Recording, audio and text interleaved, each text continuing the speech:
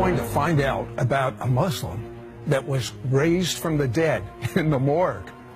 Guess what he believes about Jesus now? He developed a deadly disease.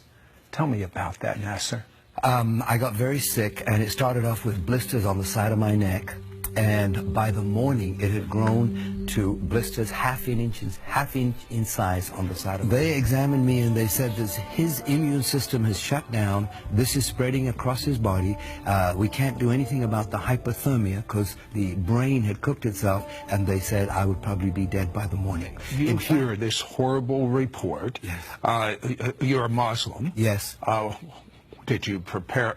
What does a Muslim think when he gets a death sentence? Like, Allah is not a healer.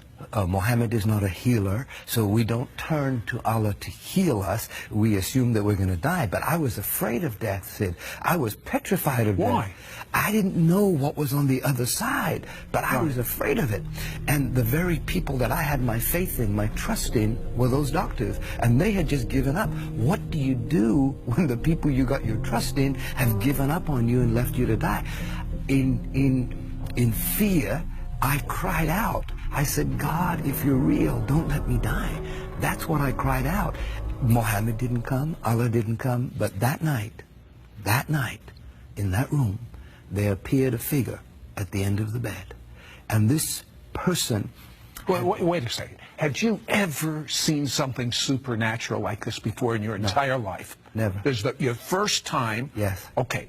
Now there's this figure. Yes. And are you scared? What's going on? No, not at all. I wasn't scared at all. In the middle of the night, I see this figure at the end of the bed, and it was the outline of a person with light radiating from them. I couldn't tell you the way the face looked, but all I could see was this outline of a person with light. Now, I knew it was Jesus. These people come to me and they say, but you're a Muslim. Muslims don't know Jesus. Oh, yes, they do. If you read the Quran, Jesus is mentioned many times as a good man, as a healer, as a prophet. Even his birth is mentioned, and that he healed people. But the main thing I understand about Islam, they say God has no son. I mean, look at the mosque when they have it right on top in Jerusalem. That's right. He has no son.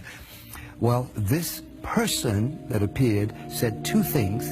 I'm the God of the Christians, and I'm the God of Abraham, Isaac, and Jacob. Wait a second. As a Muslim, isn't it Abraham, Ishmael, and Jacob? That's right. Ishmael was supposed to be the firstborn, right? Not Isaac, but that's not what this person said. Abraham, Isaac. So to me, it meant a whole lot. But even more astounding was that the next morning, the same doctors walked in and they said, we don't understand what's happened. It is a miracle. It has gone into remission.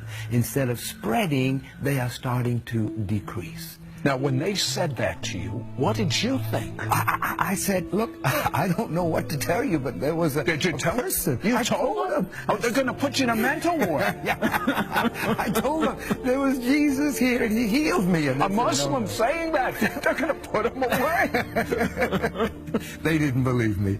And that became a test case in the city of Toronto. Why is this man alive? In fact, they said it's gone into remission so much, you can go home now. And I said, no, I don't want to go home. That was my security. That little room was my security. You wanted that man to come back? Yes, absolutely. This doesn't make any sense. Is this Jesus that appeared in my room, is he a prophet, the way the Muslims had taught me all my life? Or is he the Son of God? What did you do about that? I had that burning question. Is Jesus really the Son of God? And I got home that day, the day I was released from the hospital. The next morning, I wake up at 6 o'clock. I don't know why I woke up at 6, turned on the television. There were two men, just like here, talking about that very question. And on the screen, it says, is Jesus the Son of God? My goodness. Coincidence? I don't think so. That was the very question that was in my heart. And they're talking back and forth. And they were talking about how God sent his Son to die on the cross for our sins because of his love for us. Now, as a Muslim, what did this mean to you? It's so strange. Well, as a Muslim, I was taught all my life that to know that you're going to heaven, your good works have to exceed your bad works. And it's only through works. The only exception of that in Islam is called jihad. Jihad is when you die for your cause. You die for your God. And here I'm hearing these two men talk about not dying for your God, but your God dying for you. I'd never experienced that kind of love in my life. And I said, could this be true? Could it be true that God, the Father, sent Jesus, the Son, to pay the price for my sins, for everything that I've done wrong? This was all new to me, but it was exciting.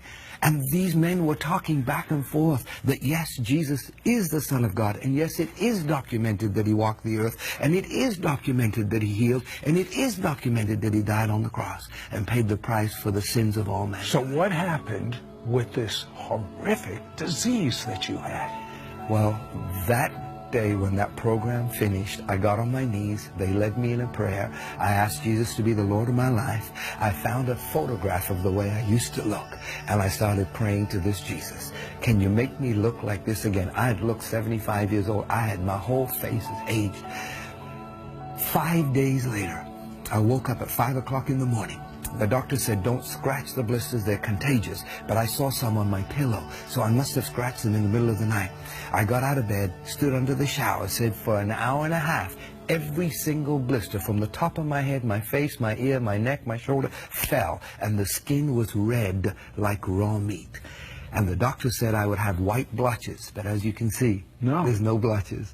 So is there any doubt in your mind that God is the God of Abraham, Isaac, and Jacob, and that Jesus is his son? Any doubt? No doubt. I'll tell you. I am living proof. Don't go away. This is amazing.